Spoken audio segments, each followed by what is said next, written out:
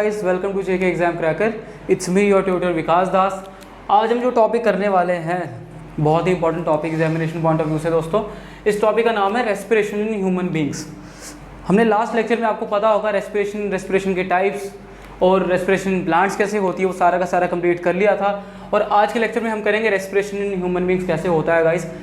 तो बिना किसी टाइम वेस्ट के हम स्टार्ट करते हैं। रेस्पिरेशन इन ह्यूमन बींग्स में आपको पता है ह्यूमंस जो है एरोबिक रेस्पिरेशन में फॉल करते हैं दोस्तों। मैंने बताया था आपको एरोबिक रेस्पिरेशन में क्या होता है, हम ऑक्सीजन इनहेल करते हैं और कार्बन डाइऑक्साइड एक्सहेल करते हैं।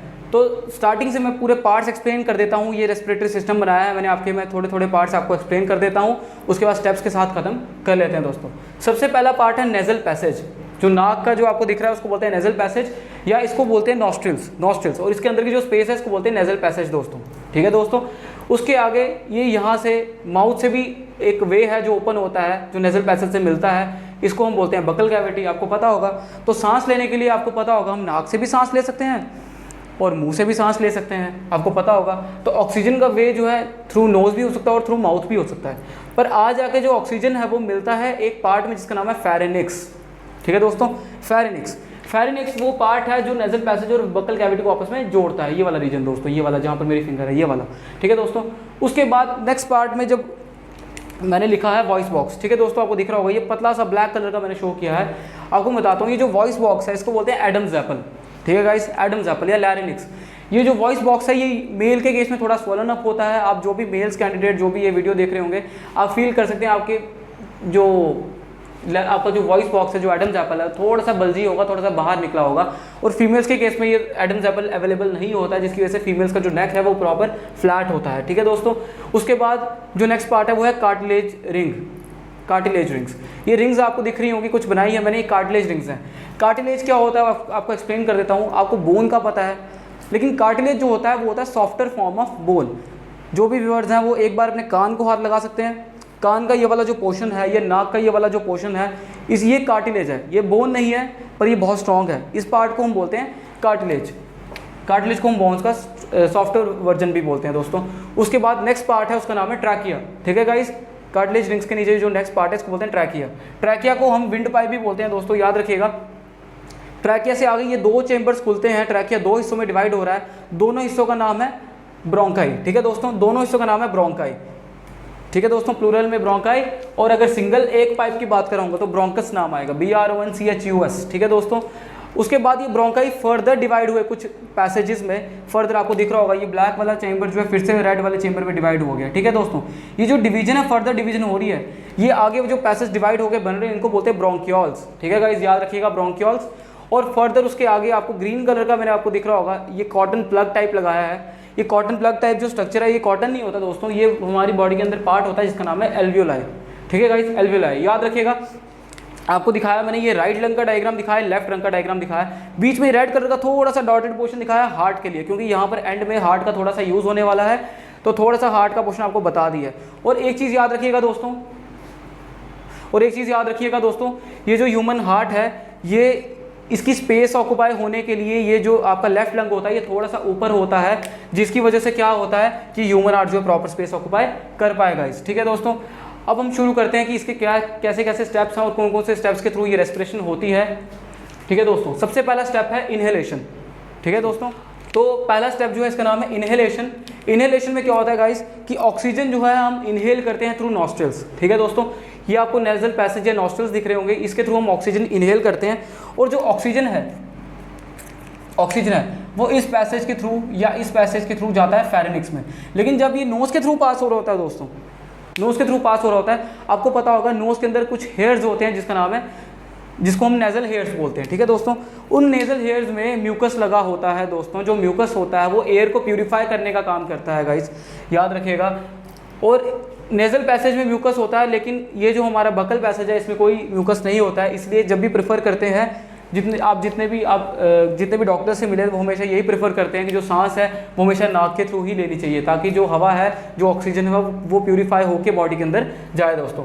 जो नेजल पैसेज है इसमें ऑक्सीजन एंटर करा, म्यूकस इसको लगा, प्यूरिफाई हो गया, जितना भी डर्ट है, जितना भी जर्म्स है वो सब म्यूकस में ही अटक गया। और फर्दर ये जो ऑक्सीजन है ये पास होकर गया फेरेनिक्स वाले पार्ट में गाइस। यहाँ पर मैंने एक चार्ट बनाया हुआ, फ्लो चार्ट, नॉस्ट्रिल से फेरिनिक्स में गाइस। अब फेरिनिक्स में पहुँचते पहुँचते आपको मैंने एक चीज़ बताई, मैंने बोला म्यूकस, तो यहाँ पर म्यूकस की वजह से ये क्या हो गया, प्यूरिफाई हो गया, याद रखिएगा। फिर फेरिनिक्स से ये गया ट्रैकिया में, ये वाला पार्ट जिसमें कार्टिलेज रिंग्स लगी हैं, पूरा का पूरा जो लेंथ है इसको बोलते हैं विंड पाइप या ट्रैकिया। जो हमारा ट्रैकिया होता है दोस्तों, जो भी हमारा ट्रैकिया होता है गाइस, वो बहुत ना सॉफ्टर होता है, बहुत सॉफ्टर होता है। तो उसकी प्रोटेक्शन के लिए, ताकि कभी भी अगर गला दबे तो ब्लॉकेज ना हो जाए, किसी भी छोटी मोटी ब्लॉक से ये पूरा बेंड ना हो जाए, क्योंकि अगर गला चोक हो जाएगा तो इंसान की डेथ भी हो सकती है।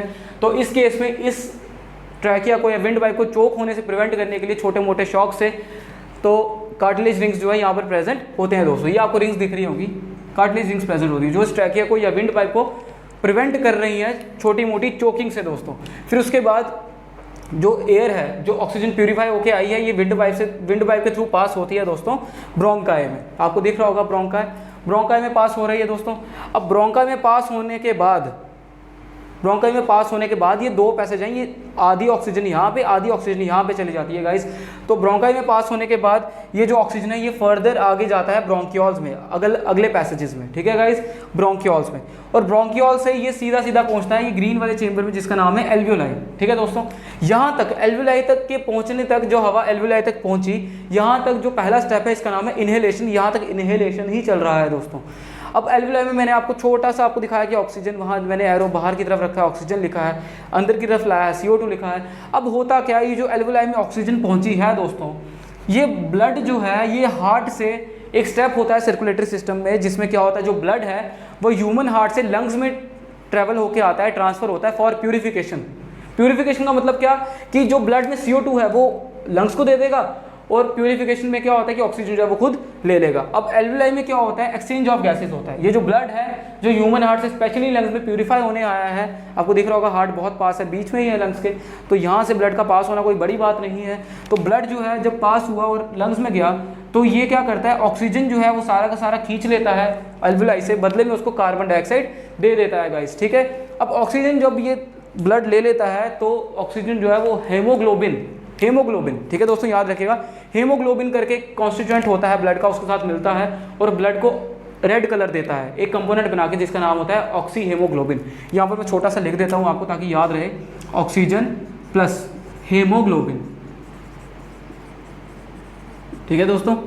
अब ये जब जुड़ जाते हैं साथ में, ये बनता है ऑक्सी हेमोग्लोबिन गाइस, याद रखिएगा। और इसी की वजह से ब्लड का जो रेड कलर है वो आता है,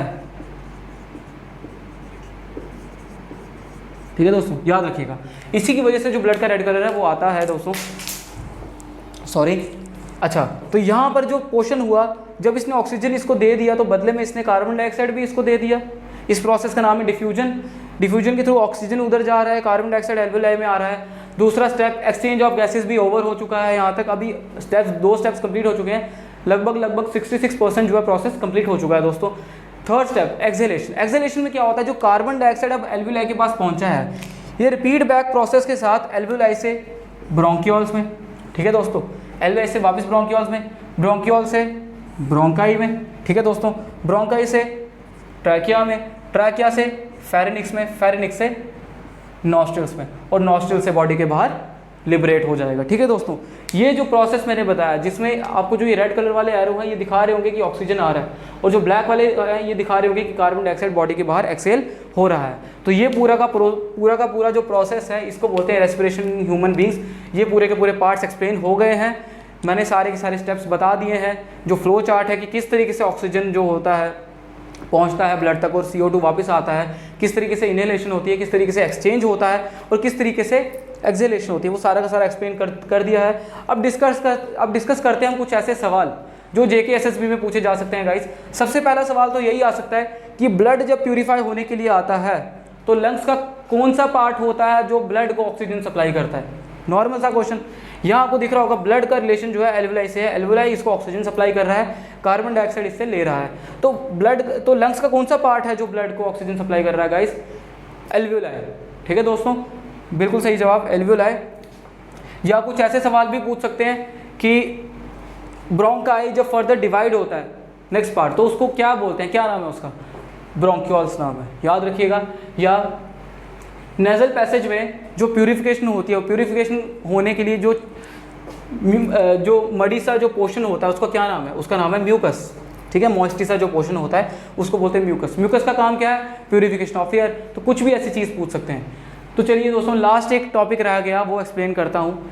last topic, last part, diaphragm, ठीक है दोस्तों, बिल्कुल लास्ट है, सम अप करेंगे इसके साथ। डायफ्रैगम एक ऐसा पोर्शन है जब इंसान सांस लेता है, ठीक है दोस्तों, सांस ली मैंने, तो सांस लेने के साथ साथ क्या होगा, जो ये जो लंग्स हैं, क्योंकि इसमें ऑक्सीजन का रेट ज़्यादा होगा तो लंग्स जो है वो फूल जाएंगे, ठीक है दोस्तों, फूल जाएंगे। तो डायफ्रैगम के ऊपर लंग्स जो है वो होते हैं, वो लाई करते हैं। जब ये लंग्स फूल जाएंगे तो डायफ्रैगम क्या हो जाएगा, बिल्कुल ऐसे फ्लैट हो जाएगा, ठीक है दोस्तों, बिल्कुल ऐसे फ्लैट। अब डायफ्रैगम भी मस्कुलर टिश्यू का बना है, कुछ ऐसे टिश्यूज़ का बना है जो इस तरीके से बेंड तो है, लेकिन जब लंग्स फूलेगा तो ये फ्लैट हो जाएगा। लेकिन इसका ऐसा स्ट्रेचेबिलिटी है, जैसे रबर बैंड को खींचो और छोड़ो तो वापस अपनी जगह पे आता है ना दोस्तों, वैसे ही जैसे हम ऑक्सीजन जब लेके कार्बन डाइऑक्साइड जब बाहर छोड़ेंगे तो लंग्स छोटे हो जाएंगे, लंग्स ने वो स्पेस अब एक्वायर नहीं करनी है, तो डायफ्रैगम बिल्कुल स्ट्रेच बैंड की तरह फ्लेक्सिबल होके अपनी जगह पे पोजीशन पे जैसे फ्लैट था अपनी पोजीशन पे वापस आ जाएगा दोस्तों। तो डायफ्रैगम का काम है कि लंग्स को अपनी पोजीशन पे वापस लाते रहना इनहेलेशन और एक्सहेलेशन के प्रोसेस के दौरान, ठीक है दोस्तों, याद रखिएगा। तो ये सारे के सारा जो कंसेप्ट है रेस्पिरेटरी सिस्टम का वो मैं बता चुका हूँ। इसके बाहर कहीं से भी क्वेश्चन नहीं आ सकता है रेस्पिरेशन में। तो आई होप आप सबको ये चीज़ समझ आ गई हो, लेक्चर समझ आ गया हो। नेक्स्ट लेक्चर हम करेंगे transportation of food and minerals and water in plants, और उसके साथ साथ ही transportation in blood in human beings. ये 2 टॉपिक्स हमारे पेंडिंग रह गए हैं। आई होप आपको ये सारा का सारा लेक्चर समझ आ गया हो दोस्तों।